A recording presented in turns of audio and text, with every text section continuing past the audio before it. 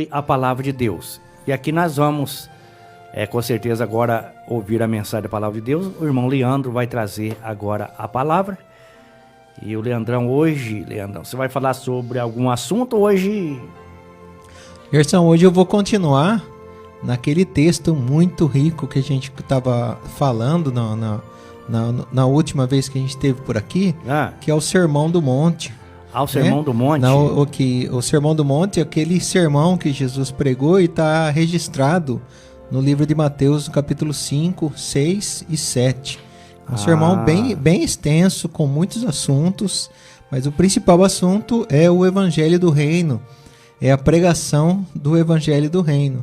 E na última vez que a gente esteve aqui, a gente falou o que é esse Evangelho do Reino, né? A gente falou sobre o que é o Reino de Deus, a gente falou sobre o que é ser bem-aventurado, e a gente acabou, né, concluindo a nossa mensagem falando sobre o que é ser humilde de espírito, porque no capítulo 5, no verso 3, a Escritura, a palavra de Deus nos diz assim: bem-aventurado os humildes de espírito, porque deles é o reino dos céus. Então essa mensagem foi a que a gente trouxe na última semana, né, que nós estivemos aqui, e agora eu gostaria de continuar esse texto porque é muito rico, muito profundo, e eu gostaria de falar um pouco mais sobre as bem-aventuranças. As bem-aventuranças. Então vamos ouvir a palavra de Deus. Esse texto, como eu acabei falando, né, é o texto do Sermão do Monte. É praticamente um dos primeiros sermões que Jesus pregou. Está registrado, como eu disse, em Mateus capítulo 5, 6 e 7 e também no Evangelho de Lucas. E esse Sermão do Monte, ou Sermão da Montanha, é um sermão onde Jesus começa a ensinar os seus discípulos. Então ele começa a transmitir o conhecimento do reino de Deus, que também na Escritura é chamado de reino dos céus. E nós falamos a respeito do que é esse reino na última vez, e eu gostaria de só lembrar de forma bem breve, o que é o reino de Deus, ou o que é o reino dos céus. Nós sabemos que um reino, né, para existir, ele precisa ter um rei. E no Antigo Testamento, esse rei, ele foi anunciado desde a queda do homem. Esse Redentor, Messias, ele foi anunciado desde a queda. E algumas pessoas foram ungidas a ser rei da nação de Israel, do povo de Deus na antiguidade, e essas pessoas tinham como função principal apontar para o verdadeiro rei, né? E a nação de Israel, quando ela foi introduzida em Canaã, ela também apontava para o verdadeiro reino. Então nós temos uma condição que é o povo de Deus no Antigo Testamento reinando sobre um lugar específico, no caso ali a cidade de Jerusalém e todo o reino de Israel, toda aquela extensão que foi conquistada, né, por o rei Salomão, que teve a maior extensão de terra conquistada para a nação de Israel. E nós temos o segundo aspecto do reino, que é aquele que nós vivemos hoje, que é o reino espiritual. Então Jesus, quando ele morre e ressuscita, ele diz aos seus discípulos que toda a autoridade tinha sido dada a ele nos céus e na terra. E logo após ele dizer isso, em pouco tempo ele ascende aos céus e ele senta à direita de Deus Pai para reinar. Então agora Jesus Cristo, ele reina nas regiões celestiais e reina em toda a criação. Então nós temos esse segundo aspecto, que é o qual Jesus já reina. Mas esse reino, ele ainda não é visível, no sentido de que ele ainda não está estabelecido em toda a terra e em todo o universo. Ele será estabelecido completamente quando Jesus voltar, né? A segunda vinda de Cristo vai ser realizado o terceiro aspecto do reino, que é a consumação. A consumação será quando Jesus, ele voltará, ele julgará os vivos e os mortos e estabelecerá o seu reino aqui na terra e em todo o universo. Estabelecerá o seu reino de forma definitiva e de forma visível. Então foi isso que a gente falou na última vez que a gente estava aqui falando a respeito desse texto. E outro aspecto importante que nós falamos é sobre o que é ser bem-aventurado. E nós estudamos, nós expomos a palavra de Deus de modo que compreendemos que ser bem-aventurado, como algumas traduções diz, feliz, e outras traduções diz abençoado, nós entendemos através da Escritura que ser bem-aventurado é ser agraciado, ou seja, ser alvo da graça de Deus, ser alvo do favor imerecido do nosso Senhor. Então, ser bem-aventurado é aquela pessoa que foi alvo dessa graça, desse favor imerecido que vem da parte do nosso Deus. É por isso, então, que no versículo 3, Jesus ele diz assim: bem-aventurado os humildes de espírito, porque deles é o reino dos céus. E para finalizar essa breve introdução sobre o qual a gente falou na última vez, o humilde de espírito não é aquela pessoa que tem poucas condições financeiras, ou é aquela pessoa que é humilde humanamente falando, como a gente costuma falar popularmente. Mas humilde aqui de espírito é aquele pobre de espírito, como algumas traduções trazem, E pobre de espírito é aquela pessoa que é incapaz de sair da sua realidade de miséria. No caso, a miséria espiritual. O que quer dizer? Esse pobre de espírito é aquele que está morto nos seus delitos e pecados, é aquele que Deus ele chama pelo Evangelho, é aquele que Deus tira do império das trevas e traz para o reino do Filho do seu amor, é aquele que era escravo do pecado e andava segundo Satanás. Então o pobre de espírito era aquele miserável, aquele cego, aquela pessoa que ainda tinha um coração de pedra. E quando ele é agraciado, quando ele recebe a bem-aventurança, o seu coração de pedra é substituído por um coração de carne. E agora ele vive. E por viver, através da fé, ele crê em Cristo como seu Senhor, como seu Salvador. Ele recebe então a Cristo e por isso ele é chamado agora Filho de Deus. É por isso que ele recebe o reino de Deus, o reino dos céus. Então, bem-aventurado é o pobre de espírito, porque dele é o reino dos céus. E foi essa mensagem que nós trouxemos da última vez. E eu queria continuar esse texto maravilhoso, falando hoje de mais duas bem-aventuranças, que estão no versículo 4 e no versículo 5.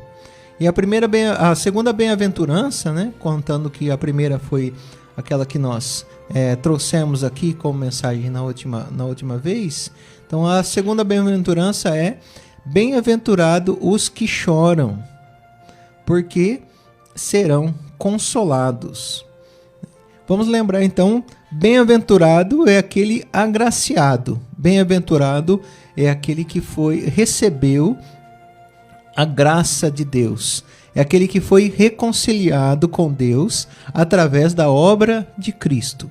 É aquele que morreu para os seus pecados e ressuscitou para a obediência ao nosso Senhor, para a obediência à palavra de Deus, para a obediência e para glorificar o nosso Senhor. Então, bem-aventurado essa pessoa que é alvo da graça de Deus, que foi salvo, que creu pela fé, foi salvo da ira de Deus, creu pela fé na pessoa e na obra de Cristo. Essa pessoa é aquela que chora. Mas o que é chorar nesse texto? Vamos começar primeiro do que não é chorar aqui nesse texto. Não é chorar pelas dificuldades da vida. Também não é chorar pelos nossos erros. Então nós temos todas as pessoas, sejam elas cristãs ou não, têm dificuldades na vida. Circunstâncias desagradáveis, problemas, doença, tragédia. Todo ser humano, por causa do pecado, está sujeito a todas essas condições e circunstâncias. Mas esse texto aqui não está falando das nossas dificuldades, das nossas lutas, dos nossos erros que nos levam a chorar. Então nós choramos quando erramos, nós choramos quando perdemos alguma pessoa importante, quando algum objetivo da nossa vida não é alcançado, ou quando alguma coisa, algum relacionamento que nós conquistamos, ele é destruído por algum motivo, nós choramos, né? E sabemos que todo esse choro, ele é devido ao pecado. O pecado trouxe a maldição de Deus sobre a criação e o pecado trouxe consequências. O homem, por causa do pecado, ele traz a maldade ao mundo. A maldade é o fruto da desobediência. A maldade é aquilo que é gerado pelo pecado. E nós entendemos então que chorar nesse texto aqui é chorar por causa do pecado. Quando Jesus Cristo ele chega para ressuscitar Lázaro, que era uma pessoa amada por ele, e que estava morto há 4 dias, e estava lá enterrado, né? Tinha uma pedra lá colocada sobre o seu túmulo, ele chega e vê a condição daquelas pessoas. As suas irmãs chegam até ele para falar daquela situação, e ele se identifica como a ressurreição e a vida. E Jesus, então, ele chega com o propósito de ressuscitar Lázaro. E ele demora com os discípulos para chegar, justamente para que os dias se passem, né? E para que todos compreendam quão grande milagre seria realizado. Então a intenção de Jesus Cristo em demorar para chegar até Lázaro era para que todos realmente percebessem a grandiosidade do milagre e a grandiosidade da pessoa que estaria ali fazendo o milagre, que no caso é o nosso Senhor Jesus Cristo. Por que ele demora? Né? Então ele tem por causa desse objetivo. Mas por que então que quando ele chega, ele sabe que ele vai ressuscitar Lázaro? Ele sabe que ele vai acabar com aquele momento, com aquela situação de tristeza, e mesmo assim ele olha para aquela circunstância e chora. É o menor verso da palavra de Deus. Jesus chorou. Então Jesus olha para aquela situação, e Jesus, que sem pecado, perfeitamente, um homem perfeito, o Deus encarnado, ele olha para a criação, ele olha para as consequências da queda do homem e chora. Por que Jesus chora? Nós olhando para o contexto de toda a Escritura, nós compreendemos o porquê. Nós compreendemos que as consequências do pecado, o próprio pecado, a desobediência a Deus, é o que faz o nosso Redentor chorar. Ele olha, a morte não é uma condição natural do homem. O homem não foi criado para morrer. O homem não foi criado para ficar desligado do seu Criador. E com o pecado, com a desobediência, o homem ele se desliga como um fruto que se arranca da árvore. Quando você tira um fruto da árvore, né, aquele fruto que está bonito, aquele fruto que tem um aspecto muito agradável, ele atrai, ele tem um certo perfume, ele tem um cheiro agradável, um cheiro que atrai, ele está saboroso, ele está cheio de vida. Mas a partir do momento que eu tiro ele da árvore, ele começa a degradar. Ele começa a murchar, ele começa a perder o seu aspecto e nós vemos que em pouco tempo ele apodrece. Por quê? Porque ele foi desligado da sua fonte. E o homem, então, quando ele peca, quando ele desobedece a Deus, ele é desligado do Senhor. E ele morre espiritualmente. É por isso que a Escritura diz que todo homem sem Deus está morto nos seus delitos e pecados. É por isso que Jesus ele fala para Nicodemos, lá no Evangelho de João, no capítulo 3, que é preciso nascer de novo. Então, esse nascer de novo, esse homem que está morto nos seus delitos e pecados, né, o pecado, a desobediência a Deus. Nós sabemos que a obediência a Deus que glorifica Ele. Então sabemos que a desobediência a Deus é o que o desagrada. Então, chorar nesse texto aqui é o choro, é a tristeza pelo pecado. Mas há uma esperança, mas há uma recompensa por nós que somos filhos de Deus, que choramos pelo pecado. Nós, filhos de Deus, nós cristãos, nós olhamos para a injustiça desse mundo, nós olhamos para as tragédias, nós olhamos para o pecado, há pecados tão graves, tão sérios, que nos revoltam, que nos entristecem, que dá vontade de falar assim, Senhor, o Senhor não vai fazer nada, o Senhor não vai agir com justiça, porque o Senhor não acaba logo com esse mundo de tantas pessoas más. A gente vê nas notícias, né, sendo revelado que pessoas conhecidas, pessoas famosas, têm instituições, têm de corrupção, de crimes tão graves que é até ruim, difícil de a gente comentar. E nós vemos todas essas injustiças, todos esses crimes, toda a desonestidade que existe no mundo, e nós choramos porque o pecado levou o homem a se separar do seu Criador. E morto nos seus delitos e pecados, ele só é refreado por causa de Cristo. Porque ainda há muitos cristãos a serem chamados pelo Evangelho. Muitos filhos de Deus ainda a serem chamados para o Evangelho. E Jesus disse que quando estivesse próximo à sua vinda, o amor se esfriaria tanto que até os cristãos, se não fosse pela misericórdia e pela graça, desanimariam. E nós vemos então que há essa recompensa por aqueles que choram por causa do pecado, que serão consolados.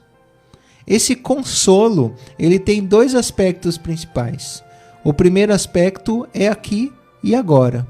Nesse momento, então, nós temos a recompensa quando olhamos para a Escritura e olhamos para a promessa de Deus e vemos que Deus está nos consolando. A paz que excede todo entendimento, ela preenche o nosso coração nesses momentos de desânimo, de tristeza, de revolta, para com o pecado, para com o mal, e Deus nos consola. O Consolador, o Espírito Santo, que foi prometido por Cristo e que capacita a igreja a cumprir o seu mandato, cumprir a sua função como corpo de Cristo aqui na terra, é o Espírito Santo que nos consola diariamente. Por isso que quando passamos por dificuldades, lutas e problemas, e nós percebemos que na maioria das vezes não somos capazes de lidar com eles e que dependemos completamente e totalmente de Deus, é o Espírito Santo que traz esse consolo, esse conforto, essa paz para o nosso coração. Então, esse é o primeiro aspecto. E o segundo aspecto é que quando Cristo voltar e julgar os vivos e os mortos, todos nós seremos completamente consolados. E, como no texto de Apocalipse diz, que toda lágrima, todo choro, ele cessará. Então, toda tristeza, os que choram serão verdadeiramente consolados. Os que choram serão completamente consolados. Os que choram viverão felizes eternamente, porque tudo foi consumado. E Jesus Cristo reinará presencialmente na criação, aqui na terra, por toda a eternidade. Então nós seremos totalmente consolados. Então, o que é chorar nesse texto? É chorar pelo pecado. O que é ser consolado? É ser consolado aqui, enquanto vivemos e ser completamente consolados quando Cristo voltar. Agora eu gostaria de falar sobre uma segunda bem-aventurança, né? Nesse caso, a terceira nesse texto. Então, a terceira bem-aventurança é bem-aventurados os mansos, né? Porque herdarão a terra. Lembrando de novo, bem-aventurado é o agraciado, é o abençoado. Bem-aventurado é aquele que é feliz porque foi alcançado pelo Evangelho. E esse texto agora, né, no verso 5, ele diz, bem-aventurados os mansos.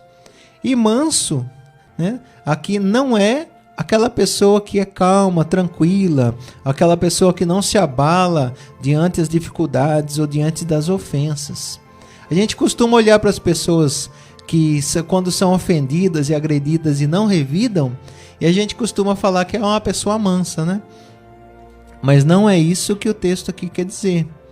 O texto, a palavra aqui, Gerson, que é utilizada para manso, é a mesma palavra que é utilizada para amansar um cavalo, para domesticar um cavalo.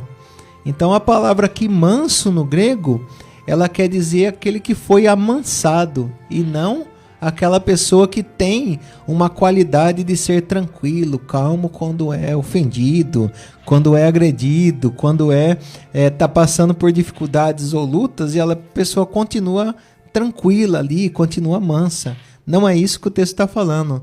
O texto está falando de uma pessoa que foi chamada, ali era um selvagem e foi chamada a ser uma pessoa obediente. Então a palavra manso aqui a gente não pode confundir com essa pessoa que é tranquila, mas sim a pessoa que era má, é a pessoa que que estava em desobediência a Deus, mas agora ela é mansa, né? Manso e humilde como Cristo, né? Aprendei de mim que sou manso e humilde, assim que Jesus Cristo fala aos seus discípulos. Então essa mansidão, o manso é aquele que obedece a palavra de Deus. O manso é aquele homem que nós chamamos de piedoso. É um homem que sempre está lutando contra o pecado e sempre está lutando contra o seu coração pecador para que ele obedeça a Deus. E qual é a promessa para esse homem que está sendo domesticado pela palavra de Deus, que está sendo domesticado pelo Espírito Santo, está sendo levado à obediência, né? Está sendo levado ao arrependimento dos seus pecados. É tudo isso que significa a palavra manso. Qual que é a obediência? Qual que é a recompensa? Ele herdará a terra.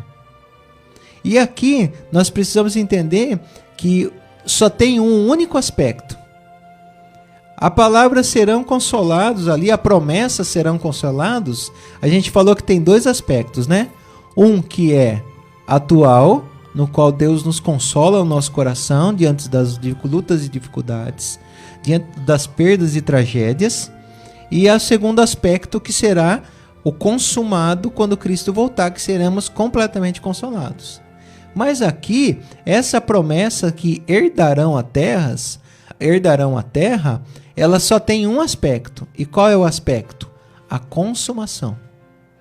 Então nós só herdaremos a terra prometida, nós somente entraremos na Canaã prometida para o reino de Deus, para o povo de Deus, perdão, somente quando Cristo voltar e recriar e trouxer à criação novos céus e nova terra. O povo de Deus que foi retirado do Egito, Deus mandou um libertador que era Moisés, retirar o seu povo do Egito. Deus trouxe o seu povo do Egito para o deserto. O povo peregrinou 40 anos no deserto e depois dessa peregrinação ele entrou em Canaã, na terra prometida, a terra que mana leite e mel. Nós precisamos entender então que esse herdará a terra não está, como alguns têm dito, que você herdará essa terra aqui e nessa vida. Nesse texto não diz isso de forma nenhuma. Esse texto diz que essa herança que será nos dada, que é a terra prometida, ela só nos será entregue quando assim como Josué introduziu o povo de Deus na terra de Canaã, nós seremos introduzidos no novo céus e nova terra por Cristo. Então só tem um único aspecto aqui. Não está falando que Deus vai te dar um terreno, uma casa, uma chácara. Está falando que Deus, você como cristão, você que foi amansado, você que foi levado ao arrependimento, levado à obediência de Deus, a promessa é novos céus e nova terra, onde habitará a justiça perfeita e eterna, e aonde Jesus Cristo estará presente eternamente. Então essa é a promessa. Só existe um aspecto aqui. Então, para a gente finalizar a nossa meditação, eu gostaria de lembrar que bem-aventurado, né, são os que choram por causa do pecado. E esses que choram por causa do pecado, choram por causa das maldições trazidas por Deus contra o pecado, eles serão consolados. Consolado aqui pelo Espírito Santo, no meio das tribulações, no meio das dificuldades, no meio das perseguições, mas que quando Cristo voltar serão perfeitamente consolados. E nós realmente nos regozijaremos por toda a eternidade. E manso, né? Manso é aquele que foi amansado, né? Eu acho que a tradução melhor seria essa.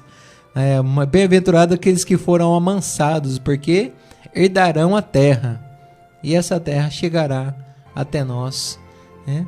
O texto de Hebreus, no capítulo 11, ele vai dizer que para Abraão foi dada a promessa de uma terra, né? Quando a gente lê a história de Abraão, nós vemos que Deus prometeu aquela terra. Deus tirou a Abraão de Ur dos Caldeus, né, lá na Caldeia, e levou ele para Canaã. E Abraão morreu sem possuir a terra. E o texto de Hebreus capítulo 11, ele diz que Abraão, ele foi peregrino aqui nessa terra e ele esperava a cidade cujo arquiteto e construtor é Deus. E de qual é essa cidade que o autor do livro de Hebreus ele está falando? É aquela que é descrita em Apocalipse, a nova Jerusalém que descerá dos céus. Então, Abraão, ele esperava herdar a terra que foi prometida a ele, não nessa vida. Então, é nesse aspecto que nós esperamos herdar a terra. Assim como Abraão, nós esperamos a cidade que é edificada por Deus, a nova Jerusalém. Nós esperamos o novo céu e a nova terra. Por isso que nós dizemos, Maranata, ora vem, Senhor Jesus. Vem logo, Jesus, estabelecer o seu reino, consumar a tua obra, recriar tudo aquilo que foi destruído pelo pecado, e que os novos céus e a nova terra, onde habita a justiça eterna, eles venham logo. É esse o nosso anseio. É essa a nossa oração diária. O cristão, ele não está apaixonado por esse mundo. O cristão, ele está desapegado dessa terra. O cristão, ele quer chegar logo na nova Canaã. Ele quer chegar logo no novos céus e nova terra. Eu não vejo a hora, Gerson, de nós estarmos com Cristo. Amém. Eu não vejo a hora de nós estarmos juntos como povo de Deus, glorificando e adorando a Deus sem pecado, com o coração completamente renovado, com uma mente completamente renovada, com um corpo incorruptível. Imagina só, né, se nos momentos onde nós conhecemos a Cristo, os momentos onde nós temos tanto prazer em obedecer à palavra de Deus e glorificar a Deus, imagina fazendo isso de forma perfeita, com o coração completamente santo. Deve ser maravilhoso. E estar com Cristo deve ser o nosso maior anseio. Sabe qual é o meu maior sonho, Gerson? Escutar do nosso Senhor: servo bom e fiel, entra para o gozo do seu Senhor. É o maior sonho da minha vida, Gerson.